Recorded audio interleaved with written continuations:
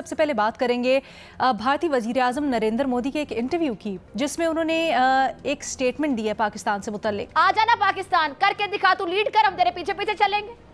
कभी किसी अकल के से पैदल बंदे ने बात सोची है, इनसे पूछी है? ये दुश्मन का एजेंडा बाहर बैठ के आगे बढ़ा रहे हैं। क्योंकि आप कोई दवाई ववाई लेते हैं कि नहीं लेते हैं? ऐसी बातें ऐसे नहीं निकलती भाई, कोई स्वस्थ मनुष्य थोड़ा करता है।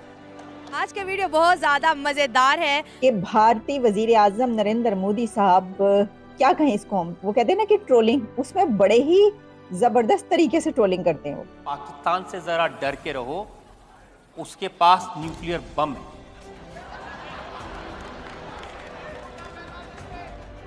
ऐसा है वो ताकत को मैं खुद लाहौर जाकर के चेक करके आया। आप जरा अंदाजा लगाएं इनकी अकड़ का। और वहां पर एक रिपोर्टर रिपोर्ट कर रहा था, अल्लाह तौबा, हाय अल्लाह तौबा, ये बिना वीजा कैसे आ गए? यकीन माने अगर इन बेगैरतों को, बेशर्मों को इदारों ने, हुकूमत ने अभी लगाम ना डाली ना, तो जो हम अदम इस्तेकाम का रोना रोते नजर आते हैं ना, ये भी खत्म होगा। वो तो मेरा ही देश था यार किसी जमाने में। यहां पे भी इनकी भी एटीट्यूड अमेरिका वाला है, पल्ले नहीं धेला कर दी मेला मेला। एटीट्यूड अमेरिका वाला है, पल्ले कुछ भी नहीं है। उसमें उनसे सवालात कुछ ऐसे पूछे जाते हैं जिनका ताल्लुक पाकिस्तान से होता है। तौबा तौबा भाई, ये 120 लोग, इंडिया का वजीर आजम, भारत का वजीर आजम अपने 120 लोगों के साथ लाहौर की सड़कों पर दंदनाता फिर रहा है और बगैर वीजे के।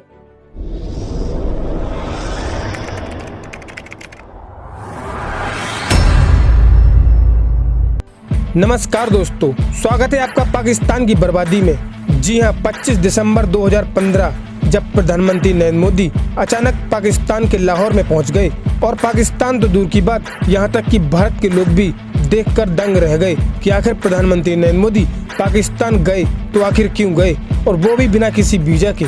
इसी बात को लेकर प्रधानमंत्री नरेंद्र मोदी ने इंडिया टीवी में रजत शर्मा के साथ एक शो में पाकिस्तान के लाहौर में अचानक पहुंचने की कहानी बताई, और बहुत सी बातों पर पाकिस्तान का मजाक भी बनाया। और उन्होंने बताया कि पाकिस्तान में मुझे लोग देखकर भाग रहे थे कि हाय अल्लाह, ये क्या हो गया कि मोदी बिना वीजा के साथ पाकिस्तान में आखिर आया तो आया कैसे। और दोस्तों, इस शो को देखने के बाद आप भी शायद अपनी हंसी रोक नहीं पाएंगे, इसीलिए अगर आपको यह शो देखना है तो यूट्यूब पर सर्च कीजिए India TV Rajat Sharma show on PM Modi. खैर दोस्तों, अब से छोड़िए, हम पहले पाकिस्तानी मीडिया का रिएक्शन देखते हैं। सबसे पहले बात करेंगे भारतीय वजीर-ए-आज़म नरेंद्र मोदी के एक इंटरव्यू की, जिसमें उन्होंने एक स्टेटमेंट दी है पाकिस्तान से मुतल्लिक।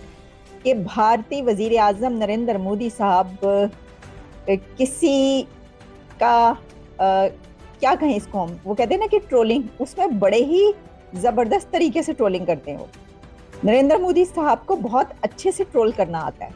ये हमें पता चला रजत शर्मा जी के प्रोग्राम से, क्योंकि इंडिया के प्राइम मिनिस्टर नरेंद्र मोदी साहब रजत शर्मा जी के प्रोग्राम में तशरीफ लेकर गए, और वहां पर रजत शर्मा जी ने उनसे जो सवालात किए हैं वो पाकिस्तान के हवाले से बड़े ही मजेदार सवाल हैं।